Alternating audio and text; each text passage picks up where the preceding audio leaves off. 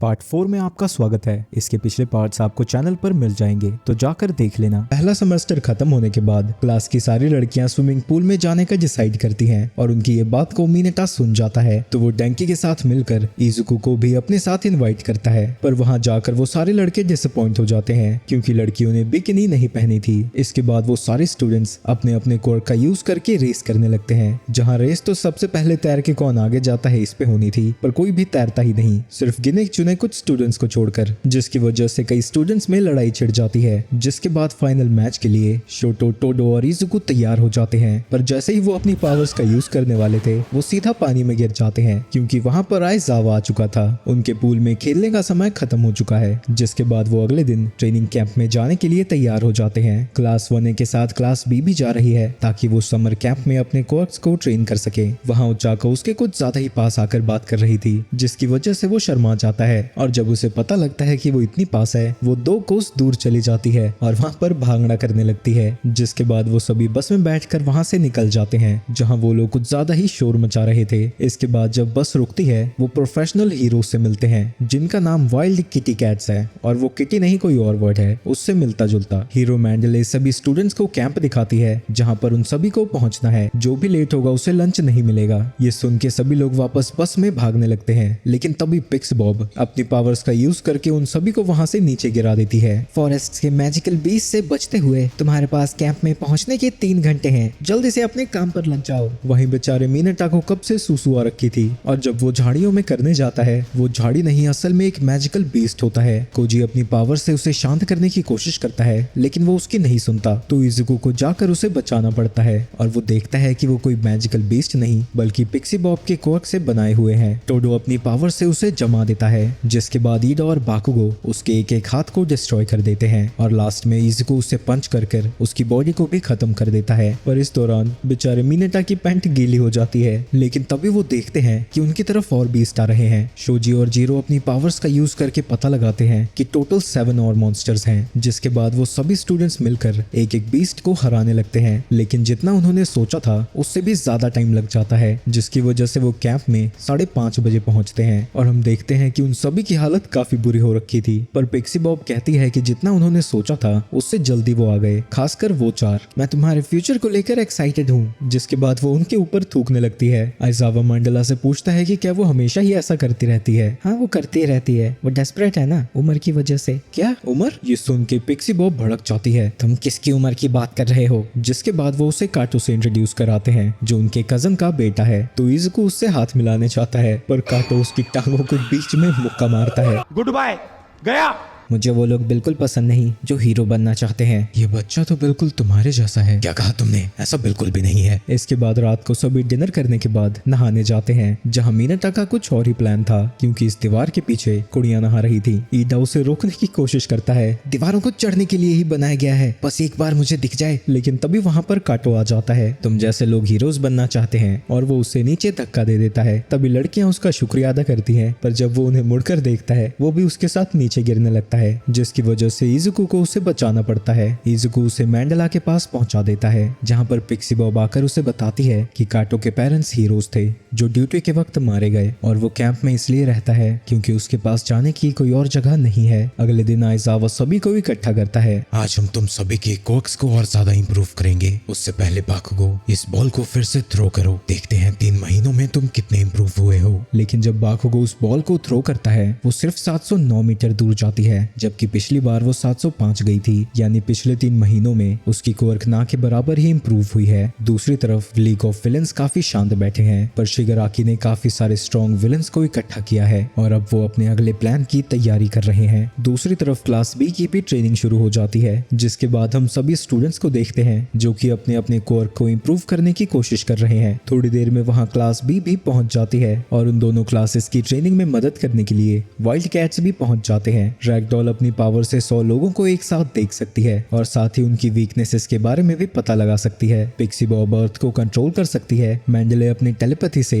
कई लोगों को एक साथ एडवाइस दे सकती है और आखिरी में टाइगर का काम लात घुसे चलाना है। तो वो डेकू को ट्रेन करना शुरू कर देता है। उनकी ट्रेनिंग चलते चलते शाम हो जाती है, जहाँ उन्हें पता लगता है कि अब उन्हें खाना भी खुद ही बनाना होगा। वो सभी लोग खाना बनाकर रात को खाने लगते हैं। तभी डेकू नोटिस करता है कि काटो वहाँ से जा रहा था, तो वो उसे जाकर खाना देता है, लेकिन काटो उससे किसी भी तरह की मदद नहीं लेना चाहता। दूसरी तरफ लीग ऑफ विलन्स कैंप के ऊपर हमला करने की तैयारी कर रहे हैं। वहीं जो स्टूडेंट्स प्रैक्टिकल एग्जाम में फेल हुए थे उनकी एक्स्ट्रा ट्रेनिंग चल रही है। वहीं रात को सभी की ट्रेनिंग खत्म होने के बाद उनका करेज टेस्ट होना था, जो सुन के एक्स्ट्रा क्लास वाले खुश हो जाते हैं। पर आइजावा उन्हें बताता है कि वो सब टेस्ट देने नहीं जा रहे, वो सब लोग उसके साथ ट्रेनिंग करने वाले हैं। इस टेस्ट में बारी बारी से एक क्लास दूसरी क्लास को डराएगी। सबसे पहले डराने की बारी क्लास बी की है और क्लास ए हर 3 मिनट पर एक पेयर में निकलेगी। रास्ते के बीच में कहीं पर उनके नाम का टैग होगा जो उन्हें वापस लाना है, जिसके बाद ड्रॉ निकालकर सभी लोगों की पेयर बन जाती है। पर क्योंकि वहाँ सिर्फ 15 स्टूडेंट्स थे तो बेचारा मिडोरिया अकेला हो जाता है। ओए मेरे साथ टीम को बदल। वहीं मिनाटाबी मोमो को देखकर आयुमा को अपने साथ स्विच करने को कहता है, जिसके बाद उनका टेस्ट शुरू हो जाता है, जहां बाकू और टोडो बड़े ही अजीब तरीके से डरते हैं। इसके बाद वो अगली पेयर के आने का इंतजार कर ही रहे थे, तभी वहां पर किसी तरह का धुआं आ जाता है, जिसकी वजह से सब लोग बेहोश होने लगते हैं। तभी केंडो अपनी नाक बंद कर लेती है और यूई को भी पकड़ लेती है।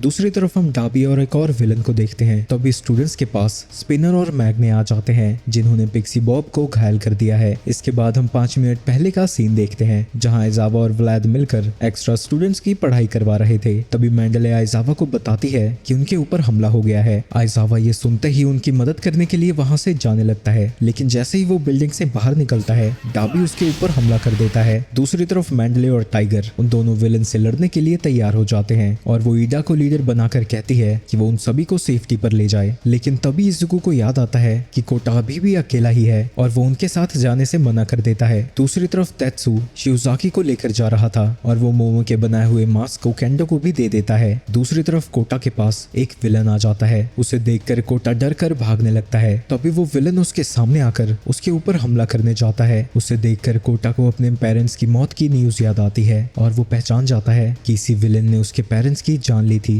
मस्कुलर उसे मारने ही वाला था, पर तभी इजुको आकर उसे बचा लेता है। पर इस दौरान उसका फोन टूट जाता है, तो वो किसी को कांटेक्ट नहीं कर पाएगा, यानी मस्कुलर से उसे खुद ही लड़ना होगा। फिक्र मत करो कोटा, मैं तुम्हें कुछ नहीं होने दूंगा। दूसरी तरफ बाकुगो और टोडोरोकी एक क्लास बी के लड़के को लेकर जा रहे थे। तभी उनके सामने कोई दिखता है जो कि एक स्टूडेंट को खा रहा था। तुम्हारा नाम मिडोरिया है ना? शिकार चलकर शिकारी के पास आया है। और वो उसके ऊपर हमला करने जाता है। उसके पंच को डेकू ब्लॉक करने की कोशिश करता है, पर इससे उसका हाथ ही टूट जाता है। अरे हाँ, क्या तुम जानते हो बाकुगो नाम का लड़का कहाँ है? तुम दूर भाग रहे हो मुझसे, क्या तुम मुझे नहीं बताना चाहते? जिसके बाद मस्कुलर उसकी पिटाई करने लगता है, जिससे डेकू का खून बहने लगता है। तुमने तो कहा था कि तुम उसे बचा लोगे। इजुको तभी उसे पंच करने की कोशिश करता है, लेकिन उसके पंच से मस्कुलर का कुछ भी नहीं बिगड़ता। वो अपने मसल फाइबर्स को बढ़ा या कम करके अपनी स्पीड और ताकत दोनों ही इंक्रीज कर सकता है। तुम मेरे बस सस्ते कॉपी हो। जिसके बाद वो उसे हंसता हुआ मारने लगता है, लेकिन तभी कोटा उसके सर पर पत्थर दे मारता है। वाटर हाउस, क्या मेरे पेरेंट्स को मारते हुए तुमने ऐसे ही तड़पाया था? अरे वाह,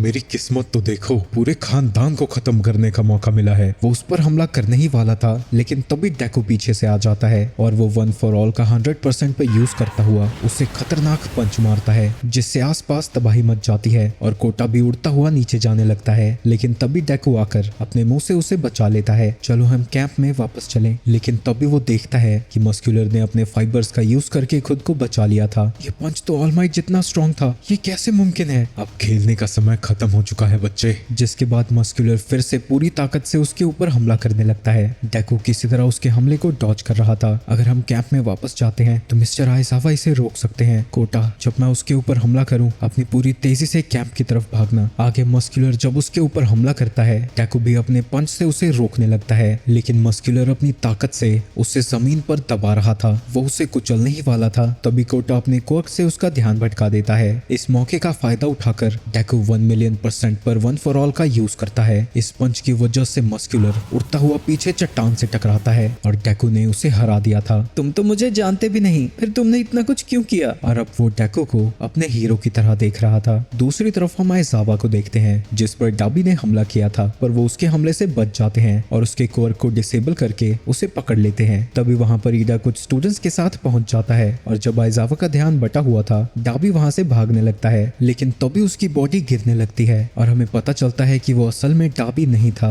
बल्कि ट्वाइस के द्वारा बनाया हुआ क्लोन था। आइजावा स्टूडेंट्स को वहीं रहने को कहते हैं और खुद वहाँ से चले जाते हैं। रास्ते में डेकू आइजावा के पास पहुंच जाता है। क्या तुम बिना परमिशन के फिर से लड़े? तुम्हें याद है ना, अभी तुम्हारे पास हीरोइक अप्रेंटिस लाइसेंस नहीं है, पर अभी हमें सब लोगों की जरूरत पड़ने वाली है। तुम मैंडले के पास जाओ। दूसरी तरफ स्पिनर मैंडले के ऊपर हमला करने ही वाला था, तभी वहाँ पर डेकू पहुंच जाता है और उसके वेपन को तोड़ देता है। मिस मैंडले, कोटा बिल्कुल ठीक है और ये मैसेज आइजावा का है। क्लास 1A और B के स्टूडेंट्स को लड़ने की परमिशन दी जाती है। मैंडले इस मैसेज को ब्रॉडकास्ट कर देती है। इजुकू की हालत देखकर मैंडले उसे वापस कैंप जाने को कहती है। क्या आप एक और मैसेज को ब्रॉडकास्ट कर सकती हैं? इन सभी विलन्स का टारगेट बाकुगो है। थोड़ी देर पहले जो मैंने भूकंप महसूस किया, हमारे ग्रुप में सिर्फ 2 ही मेंबर ऐसे लड़ सकते हैं। तो क्या वो पहाड़ जैसा आदमी ताकत में हार गया, वो भी इस छोटे बच्चे से? इसे मरना ही होगा। लेकिन जैसे ही वो उसे मारने जाता है स्पिनर उसे रोक देता है। उस बच्चे को स्टेन बचाना चाहता था, यानी वो हीरो कहलाने के लायक है।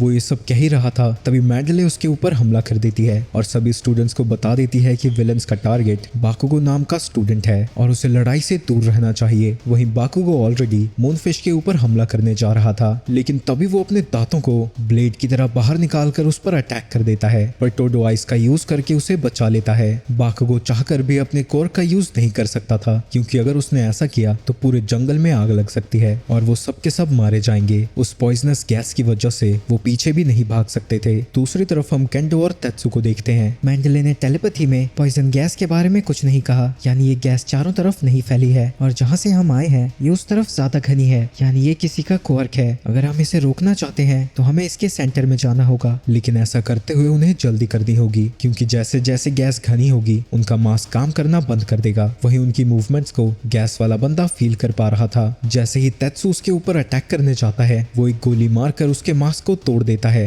क्या लगता है तुम्हारी हार्डनिंग पहले रुकेगी या तुम्हारी सांसें? तभी केंडो उसके ऊपर हमला करने जाती है और जब मस्टर्ड उसे शूट करता है तेत्सु बीच में आ जाता है, पर अब उसकी हार्डनिंग कमजोर हो गई थी। मस्टर्ड अपने चारों तरफ गैस को और भी घना कर देता है तो केंडो अपने हाथों को बड़ा करके गैस को गोल गोल घुमाने लगती है और मौका देखते ही तेत्सु जाकर उसे पंच करता है और मस्टर्ड के हारते ही वहां से गैस पूरी तरह से गायब हो जाती है। दूसरी तरफ डेकू शोजी और टोकोयामी से मिलता है, जिसकी शैडो एक विलन से लड़ने के दौरान आउट ऑफ कंट्रोल चली गई है और वो बिना सोचे समझे हर चीज पर हमला कर रहा है। यहाँ से दूर चले जाओ। हमें पता चलता है कि उनके ऊपर भी मूनफिश ने हमला किया था, जिसे ब्लॉक करने के चक्कर में शोजी का एक डुप्लीकेट आर्म कट गया, पर इसकी वजह से टोकोयामी अपने क्वर्क पे से कंट्रोल खो बैठा है। तभी डेकू के दिमाग की बत्ती जलती है। वो शोजी से कहता है कि वो अपने आर्म्स की कॉपी बनाकर उसका ध्यान खींचता हुआ आगे बढ़ता रहे और जब वो बाकुगो तक पहुंच जाएंगे वो अपने एक्सप्लोजन से इसे कंट्रोल कर सकता है। वो दोनों भागते भागते बाकुगो और टोडो तक पहुंच जाते हैं। प्लीज कोई फायर का यूज करो, ये आउट ऑफ कंट्रोल हो गया है। टोडो फायर का यूज करने ही वाला था तभी बाकुगो उसे रोक देता है, क्योंकि शैडो अभी मूनफिश से लड़ रहा था। वो उसके अटैक को रोककर उठाकर पेड़ पे दे मारता है। अभी मेरा मजा खत्म नहीं हुआ है। लेकिन इससे पहले कि वो स्टूडेंट्स के ऊपर अटैक करता टोडो और बाकुगो उजाला करके उसे कंट्रोल में ले आते हैं, जिसके बाद डेकू उन्हें फिर से याद दिलाता है कि उन विलन्स का टारगेट बाकुगो है, तो उन्हें सेफली उन्हें कैंप में वापस ले जाना होगा। जिसके बाद वो सभी लोग मिलकर बाकुगो के आगे पीछे शील्ड बनाकर चलने लगते हैं। दूसरी तरफ ओचाको और सू टोगा से लड़ रहे थे। टोगा ओचाको के ऊपर हमला करती है, पर सू अपनी जीप से उसे बचा लेती है और उसे दूर फेंकते हुए कहती है कि वो कैंप की तरफ वापस जाए। लेकिन जब उसका ध्यान बटा हुआ था टोगा उसकी जीप पर हमला कर देती है, जिसके बाद वो उस पर अटैक करके उसे पेड़ पर टांग देती है। तुम्हारा खून बह रहा है मेरी प्यारी दोस्त। लेकिन तभी वहाँ पर ओचाको वापस आ जाती है और उसे उठाकर जमीन पर पटक देती है। तुम्हारी और मेरी खुशबू बिल्कुल एक ही जैसी है, हम दोनों प्यार में जो हैं। तभी वो एक सिरिंज का यूज करके उसके खून को बाहर निकालने लगती है, पर उसी वक्त वहाँ पर डेकू का ग्रुप आ जाता है, जिन्हें देखकर टोगा वहाँ से भागने लगती है। लेकिन तभी उसकी नजर डेकू पर जाती है, जिसे देखकर वो शर्मा जाती है। बाकुगो कहाँ है? बाकुगो हमारे साथ ही है, हम सेफली उसे लेकर आए। लेकिन जब वो पीछे देखता है वहाँ ना बाकुगो था ना ही टोकोयामी। तभी वहाँ पर मिस्टर कंप्रेस नाम का विलन आ जाता है, जिसने उन दोनों को ही पकड़ लिया था। शोटो अपनी आइस पावर से उसे रोकने की कोशिश करने लगता है, लेकिन वो आसानी से उसके हमलों को डॉज करता हुआ वहाँ से भाग जाता है। दूसरी तरफ एक विलन मोमो और एक क्लास बी के स्टूडेंट पर हमला करने वाला था, लेकिन तभी अचानक से वो रुक जाता है और वहाँ से जाने लगता है इसका सिर्फ एक ही मतलब हो सकता है, वो जो यहाँ लेने आए थे उन्हें मिल गया है। जिसके बाद वो एक ट्रांसमीटर बनाती है और स्टूडेंट को दे देती है, जो कि उसे उस विलन के ऊपर चिपका देता है। दूसरी तरफ मैडले और टाइगर ने उन दोनों विलन्स को पकड़ लिया था, तभी वहाँ पर कुरुगिरी आने लगता है। वहीं बाकी के स्टूडेंट्स के पास डाबी का एक और क्लोन पहुंच जाता है, पर व्लाद उसके ऊपर हमला करके उसे अपनी पावर से दीवार में चिपका देता है। सारा का सारा हीरो सिस्टम सिर्फ ऑल माइट और यूए पर टिका हुआ है। और सोचो अगर लोगों को पता चला कि ये दोनों मिलकर भी अपने स्टूडेंट्स को नहीं बचा पाए तो सोसाइटी का क्या होगा। तभी वहां पर आइजावा आ जाता है और उस क्लोन को डिस्ट्रॉय कर देता है, जिसके बाद वो कोटा को वहीं पर छोड़ देता है और बाकियों की मदद करने के लिए वहां से चला जाता है। दूसरी तरफ डेकू और बाकी सभी लोग अभी तक कंप्रेस के पीछे ही भाग रहे थे। तभी डेकू के दिमाग में एक आइडिया आता है। वो चाकू अपनी पावर से सभी को वेटलेस बना देती है और सू उन्हें अपनी जीभ में लपेटकर सीधा कंप्रेस की तरफ फेंक देती है। और क्योंकि कंप्रेस ने ऐसा कुछ होगा सोचा भी नहीं था,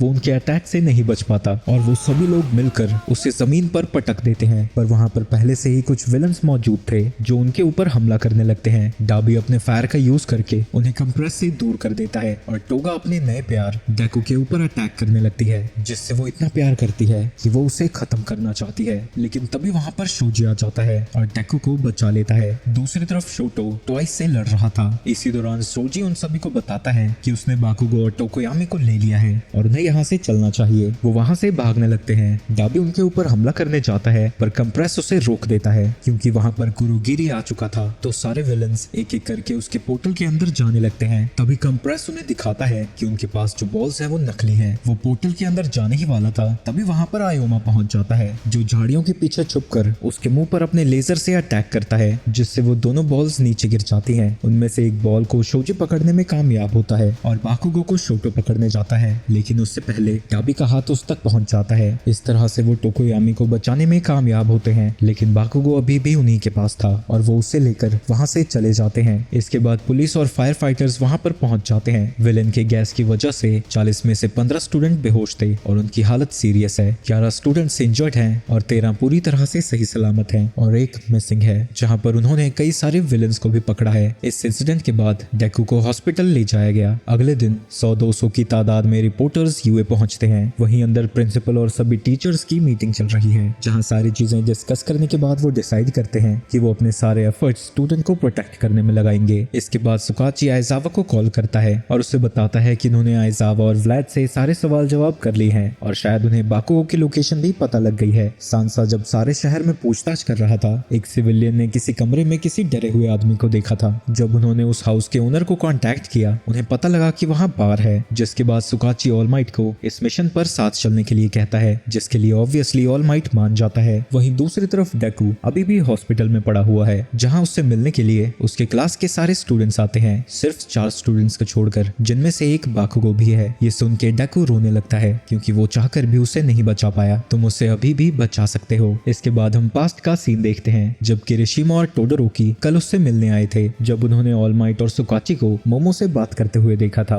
जहां मोमो उन दोनों को ट्रैकिंग डिवाइस के बारे में बता रही थी, जो उसने क्लास बी के स्टूडेंट की मदद से नोमो पर लगा दिया था। तो वो दोनों जाकर मोमो से कहते हैं कि वो उनके लिए स्पेशली इंस्ट्रूमेंट बना दे, जिससे वो उसकी लोकेशन को ट्रैक कर पाएंगे। मैंने प्रॉमिस किया था कि मैं बिना परमिशन के चीजों में इन्वॉल्व नहीं होऊंगा। बेहतर होगा कि हम इसे प्रोस पर छोड़ दें, वो जरूर इसे हैंडल कर लेंगे। ज्यादातर स्टूडेंट्स भी उसकी बात से अग्री करते हैं। कुछ समय बाद डेकू फिर से एग्जामिनेशन के लिए जाता है, जहां रिकवरी गर्ल उसके हाथ को ठीक कर देती है, पर इतनी ज्यादा इंजरीज की वजह से वो पूरी तरह से ठीक नहीं हो पाते। अगर तुम्हारी इंजरीज ऐसी ही होती रही तो तुम्हारे हाथ परमानेंटली काम करना बंद कर देंगे। इसके बाद डॉक्टर उसे एक लेटर देता है, जो कि कोटा की तरफ था, जिसमें उसने अपनी जान बचाने के लिए डेकू का शुक्रिया अदा किया है। शाम को डेकू को उसकी मॉम कॉल करती है। तुम्हें अपने बारे में सोचना चाहिए। जब से तुम स्कूल गए हो तुम्हारी हालत क्या हो गई है। तुम स्कूल से बाहर निकल जाओ। मैं आज जो कुछ भी हूँ सब कुछ ऑल माइट की वजह से है। मैं बीच में सब कुछ छोड़कर नहीं जा सकता। इसके बाद रात को मोमो और डेकू को डिस्चार्ज कर दिया जाता है। जब वो बाहर जाते हैं, किरिशिमा और शोटो उनका पहले से ही इंतजार कर रहे थे, पर इससे पहले कि वो कुछ बात करते, वहाँ पर ईडा भी आ जाता है। वो उन्हें समझाने की कोशिश करता है कि अभी वो जो कुछ भी करेंगे उसका असर यूए पर पड़ने वाला है और वो नहीं चाहता कि उसके दोस्तों की भी हालत उसके भाई जैसी हो जाए। हम उनसे डायरेक्टली नहीं लड़ने जा रहे, हमारा काम बस चुपके से जाकर बाकुगो को बाहर निकालना है। ये सुन के ईडा कहता है कि वो भी उनके साथ जाएगा, जिसके बाद वो ट्रेन पर बैठकर उस सिटी के लिए निकल जाते हैं। दूसरी तरफ सुकाची ने इस मिशन के लिए कई सारे हीरोज को इकट्ठा किया है। इसी दौरान टीवी में न्यूज चलने लगती है कि यूए का एक स्टूडेंट लीग ऑफ विलेंस के द्वारा किडनैप कर लिया गया है। इतनी पब्लिसिटी मिलता हुआ देखकर शिगाराकी बड़ा खुश हो जाता है और वो बाकुगो से कहता है कि उसे भी लीग ऑफ विलेंस को ज्वाइन कर लेना चाहिए। मैं मर जाऊंगा पर तुम्हारे जैसी सड़ी हुई चीजों को ज्वाइन नहीं करने वाला। दूसरी तरफ डेकू और उसके सारे पंटरों ने अपने हुलिये को चेंज कर लिया था। वो मॉल से बाहर निकल ही रहे थे, तभी वो टीवी पर यूए के प्रेस कॉन्फ्रेंस को देखते हैं, जहां हेडमास्टर्स और काफी सारे टीचर्स सभी लोगों से माफी मांग रहे थे। इसके बाद सारे रिपोर्टर्स उनसे अलग अलग सवाल पूछने लगे, जो सवाल कम और आरोप ज्यादा थे। इसकी वजह से वहां के आसपास के सभी लोग सारी गलती यूए और वहां की टीचर्स की ठहराने लगे। वहीं शिगाराकी ये सब देखकर खुश था कि सोसाइटी का भरोसा हीरोज से कम होने लगा है। दूसरी तरफ हम सारे हीरोज और पुलिस को देखते हैं, जो कि उस बिल्डिंग के सामने ही खड़े हैं और अटैक करने के लिए तैयार हैं। वहीं उस बिल्डिंग के ऑपोजिट साइड डेकू और बाकी सब लोग हैं, जिन्हें पीछे जाने पर एक बड़ी सी खिड़की दिखती है। नाइट विजन गॉगल्स का यूज करके किरिशिमा जब अंदर देखता है वो डर जाता है, क्योंकि वहाँ काफी सारे नोमूस थे। दूसरी तरफ शिगाराकी और बाकी सारे विलेंस बाकुगो को विलेंस की साइड ज्वाइन करने को कन्विंस कर रहे थे। वो कहते हैं कि हीरोज दोगले लोग होते हैं जो सिर्फ पैसे और फेम के पीछे भागते हैं। उनका मकसद लोगों की जान बचाना बिल्कुल भी नहीं है। जिसके बाद शिगाराकी कहता है कि वो बाकुगो को पूरी तरह से खोल दें, लेकिन जैसे ही बाकुगो आजाद होता है वो एकदम से शिगाराकी के ऊपर हमला कर देता है। मेरा सपना कुछ नौसिखिया बनने का नहीं, नंबर 1 हीरो बनना है। वहीं पास्ट के सीन में हमें पता चलता है कि वो सारी प्रेस कॉन्फ्रेंस प्रिंसिपल की चाल थी, ताकि वो विलेंस का ध्यान उसकी तरफ खींच सके, और जब उनका ऑपरेशन शुरू होगा वो सब लोग इसका अंदाजा भी नहीं लगा पाएंगे। और बिल्कुल ऐसा ही होता है। वहाँ पर सबसे पहले ऑल माइट आकर दीवार को तोड़ देता है, जिसके बाद बाकी के हीरोज भी अंदर आ जाते हैं। सबसे पहले कामुई अपनी जड़ों से सभी विलेंस को पकड़ लेता है, और जब डाबी फायर का यूज करना चाहता है ग्रैन उसे खींच कर लात मारता है। ये सब देखकर सारे विलेंस कंफ्यूज हो जाते हैं। उन्हें समझ नहीं आता कि अभी तो ये लोग प्रेस कॉन्फ्रेंस में थे, तो यहाँ कैसे पहुंच गए। जिसके बाद शिगाराकी कुरुगिरी से कहता है कि वो सारे नोमोस को यहाँ पर टेलीपोर्ट करे, लेकिन तभी एड शॉट कुरुगिरी के शरीर के आर पार हो जाता है और उसे बेहोश कर देता है। वहीं दूसरी तरफ हम देखते हैं कि हीरोज ने पहले ही नोमो की जगह पर भी अटैक कर दिया था और उन्होंने सारे नोमोस को कब्जे में कर लिया है। इसके बाद हम पास्ट का सीन देखते हैं, जब बचपन में शिगाराकी अकेला सड़क पर पड़ा हुआ था, लेकिन कोई भी हीरो उसकी मदद करने नहीं आया। उस समय उसकी मदद ऑल फॉर वन ने की थी। बेटा बाकुगो, तुम डर गए थे ना, अब फिक्र मत करो। डर और मैं जरा भी नहीं डरा था। तभी वहाँ पर कई सारे पोर्टल्स खुल जाते हैं, जिनके अंदर से नोमूस बाहर आ रहे थे। इसके साथ साथ उस पोर्टल के अंदर बाकुगो और सारे विलेंस भी जाने लगते हैं। ऑल माइट बाकुगो को बचाने की कोशिश करता है, लेकिन वो समय पर वहाँ नहीं पहुँच पाता और लीग ऑफ विलेंस भी उनसे बच चुका था। वहीं एंडेवर की टीम के पास भी कई सारे नोमूस आ गए हैं, जिनसे वो बड़ी मुश्किल से लड़ पा रहे हैं। इसके बाद हम 2 मिनट पहले का सीन देखते हैं, जहाँ माउंट लेडी और बाकी के हीरोज ने सभी नोमूस को पकड़ लिया था और वहाँ से उन्हें रैगडॉल भी मिली है, पर उसकी हालत ठीक नहीं लग रही। तभी वहाँ पर ऑल फॉर वन पहुंच जाता है, जिसके बाद वहाँ पर एक बहुत बड़ा धमाका होता है और हम देखते हैं कि सारे हीरोज जमीन पर पड़े हुए थे। जैसा कि नंबर 4 हीरो से एक्सपेक्ट किया था, तुमने कुछ सेकंड के अंदर ही सभी को पीछे भी कर दिया और उन्हें फटने से बचा लिया। तुम तो सच में काबिले तारीफ हो। जीनिस्ट उसके ऊपर हमला करने जाता है, लेकिन अगले ही पल उसके पेट से खून बाहर आ रहा था, जिसकी वजह से वो बेहोश हो जाता है। तुम्हारा कोर कैसा है कि सिर्फ वो तुम्हारे ही काम आएगा, मुझे वो नहीं चाहिए। ईडा और बाकी के स्टूडेंट्स ये सारी चीजें छुप कर देख रहे थे और उनकी डर के मारे बुरी हालत है। एक इंस्टेंट में वो सबको कैसे हरा सकता है। वो सब लोग भागना चाहते थे, लेकिन उनकी बॉडी उनकी सुनी नहीं रही थी। तभी वहाँ पर बाकुगो टेलीपोर्ट होता है, जो देखकर सभी लोग हैरान हो जाते हैं। उसके साथ साथ बाकी के विलेंस भी वहाँ पर टेलीपोर्ट हुए थे। तोमोरा, तुम फिर से फेल हो गए, पर फिक्र मत करो, ये सब कुछ तुम्हारा है। तुम जितनी मर्जी बार चाहो कोशिश कर सकते हो। उसी समय पर वहाँ पर ऑल माइट उड़ता हुआ आता है और ऑल फॉर वन पर हमला कर देता है। उनके अटैक का प्रेशर इतना ज्यादा था कि वहाँ मौजूद सभी विलेंस इधर उधर उड़ जाते हैं। तुम काफी कमजोर हो गए हो। वहाँ से यहाँ का डिस्टेंस सिर्फ 5 किलोमीटर का है, लेकिन फिर भी तुम्हें इतना समय लग गया। तभी ऑल माइट फिर से उसके ऊपर हमला करता है, लेकिन ऑल फॉर वन एक साथ 4 क्वर्क्स को यूज कर रहा था और काउंटर अटैक करते हुए उसे उड़ता हुआ दूसरी बिल्डिंग में भेज देता है। ऑल फॉर वन अपनी पावर्स का यूज करके कुरोगिरी की बॉडी को कंट्रोल करने लगता है और वहाँ पर एक पोर्टल बनाता है। तोमोरा, जाओ यहाँ से और साथ में इस बच्चे को भी ले जाओ। वो ये सब बातें कर ही रहा था, तभी ऑल माइट वहाँ से वापस आता है और फिर से उसके ऊपर हमला कर देता है। वो उससे लड़ने के साथ साथ बाकुगो को भी बचाने की कोशिश कर रहा था, लेकिन ऑल फॉर वन उसे ऐसा करने नहीं देता। वहीं ये सब देखता हुआ डेकू बाकुगो को बचाने का प्लान बनाने लगता है। वहीं बाकुगो भी अपनी अपनी पावर्स का यूज करते हुए उन विलन से बचने की कोशिश कर रहा था। ऑल माइट जब उसे बचाने के लिए जाने लगता है, ऑल फॉर वन फिर से उसे रोक देता है, जिसके बाद वो उसे उठाकर फिर से दूर फेंक देता है। वहीं ये सब देखते देखते डेकू के दिमाग में एक प्लान आता है। वो बिना किसी भसड़ में फंसे बाकुगो को बचा सकते हैं। डेकू और ईडा अपनी पावर्स का यूज करके दीवार को तोड़कर बाहर निकलते हैं, जिसके बाद शोटो अपनी पावर्स का यूज करता है और उनके लिए एक रैंप सा बना देता है, जिसकी मदद से वो हवा में बड़ी ही तेजी से जा रहे थे। वहीं बाकुगो अब तक समझ चुका था कि ऑल माइट उसकी वजह से अपनी पूरी ताकत पर नहीं लड़ पा रहा है। तो जैसे ही किरिशिमा उसे आवाज लगाता है, वो अपनी पूरी ताकत का यूज करते हुए उड़ता हुआ उनके पास पहुंच जाता है, जहां पर वो किरिशिमा का हाथ पकड़ लेता है और इस तरह से वो बाकुगो को बचाने में कामयाब होते हैं। और अब क्योंकि सभी विलन्स का ध्यान उनके ऊपर था, पीछे से शोटो और मोमो निकल जाते हैं। तभी मैग ने अपनी पावर्स का यूज करके मैग्नेटिक फोर्स की मदद से कंप्रेस को उनकी तरफ उड़ता हुआ भेजता है। वो उनके पास पहुंचने ही वाला था, तभी माउंट लेडी बीच में आ जाती है और कंप्रेस से टकराने की वजह से उसकी नाक से खून बहने लगता है। मैग ने फिर से ऐसा ही करने वाला था, लेकिन ऐन वक्त पर वहां ग्रैंड पहुंच जाते हैं और उन सभी को बेहोश कर देते हैं। इसके बाद all might all for one से लड़ने जाता है और शिगराकी को मारने ग्रैंड जाता है, लेकिन तभी ऑल फॉर वन मैग्ने की पावर्स पर कंट्रोल कर लेता है और जब ग्रैंड शिगराकी को मारने ही वाला था, तभी वो फोर्स का यूज करके उसे पोर्टल के अंदर भेज देता है। वहीं ऑल माइट जब ऑल फॉर वन को पंच करने जाता है, वो अपने पोर्टल से वहां पर ग्रैंड को ले आता है। ऑल माइट ग्रैंड को पकड़कर साइड करता है और उसे पंच मारने के बाद ग्रैंड के साथ पीछे आ जाता है। वहीं इतनी पावर यूज करने की वजह से ऑल माइट के मुंह से खून बहने लगा था। ऑल माइट अपनी बची खुची ताकत को इकट्ठा करके उसके मुंह पर खींचकर पंच मारता है और उसे जमीन पर पटक देता है, लेकिन अब वो अपनी लिमिट पर पहुंच चुका था और उसका आधा फेस अपने नॉर्मल फॉर्म जैसा होने लगा है। तभी हम ऑल माइट का पास्ट देखते हैं, जहां वो वन फॉर ऑल के प्रीवियस यूजर और अपने मास्टर नाना शिमुरा से बात कर रहा था, जहां वो उससे कहता है कि वो सिंबल ऑफ पीस बनना चाहता है। All for one all might के टीचर की बेइज्जती करने लगता है। ये सुन के ऑल माइट गुस्से में उसे जोर की पंच मारने जाता है, पर ऑल फॉर वन अपनी पावर्स का यूज करके उसे हवा में दूर उछाल देता है, जिसकी वजह से वो न्यूज हेलीकॉप्टर से टकराने ही वाला था, लेकिन तभी ग्रैंड वहां पर आ जाता है और उसे वहां से साइड कर देता है।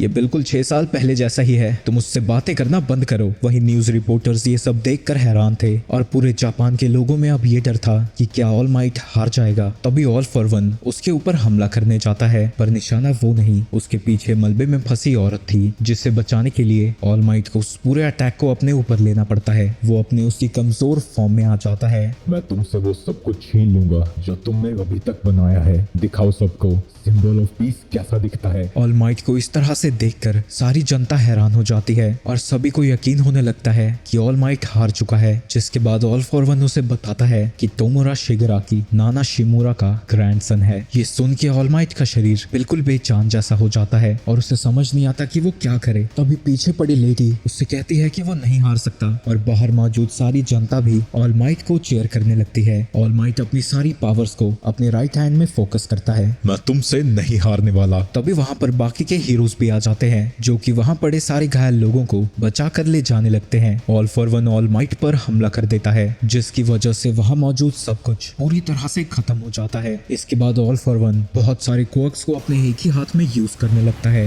और वो दोनों एक दूसरे को पंच करने जाते हैं। तुम्हारा सक्सेसर वही लड़का है ना। ऑल माइट उसके ऊपर हमला करने जाता है और जब वो उसके अटैक को ब्लॉक कर देता है, वो अपनी पावर्स को दूसरे हाथ में स्विच करता है और उसे जोर की पंच मारता है, लेकिन इसके बाद भी ऑल फॉर वन सही सलामत खड़ा था। वहीं ऑल माइट का हाथ बुरी तरह से टूट चुका है, लेकिन वो अभी भी हार नहीं मानता और पहले से भी ज्यादा ताकत से ऑल फॉर वन को पंच मारता है। वो पंच इतना ज्यादा स्ट्रॉन्ग था कि वहां पर एक टोर्नेडो बन जाता है। वहीं जो लोग बाहर ये सब कुछ देख रहे थे, वहां बिल्कुल शांति हो जाती है और हम देखते हैं कि ऑल माइट ने ऑल फॉर वन को हरा दिया था। इसके बाद ऑल माइट फिर से अपने हाथ को उठाते हैं और फिर से अपने हीरो फॉर्म में आ जाता है। ये देखकर वो रिपोर्टर रोने लगता है और बाहर मौजूद सारी जनता उसके लिए खुशी में चीयर करने लगती है। विलेन मूव नहीं कर रहा है, ऑल माइट जीत गया। तभी ऑल माइट फिर से खड़ा होता है और अपनी हीरो वाली फॉर्म में वापस आ जाता है। ये देखकर वो तीनों शॉक हो जाते हैं। एडशॉट कहता है कि अब उसे खुद को पुश नहीं करना चाहिए, उसे करने दो, अभी तक वो ड्यूटी पर है। नंबर 1 हीरो के तौर पर ये उसका आखिरी दिन है। वहीं ये सब देखकर सारे लोग ऑल माइट चिल्ला रहे थे। अगली सुबह सारे को ले जाया जा रहा था। तभी ऑल माइट कैमरे की तरफ पॉइंट करता है। अगली बारी तुम्हारी है। ये देखकर सभी लोगों को लगता है कि वो बाकी के विलन्स की बात कर रहा है, पर सिर्फ डेकू ही था जो समझा था कि वो उसकी तरफ इशारा कर रहे हैं। अगला सिंबल ऑफ पीस उसे बनना है, क्योंकि ऑल माइट ने अपना सब कुछ यूज कर लिया है।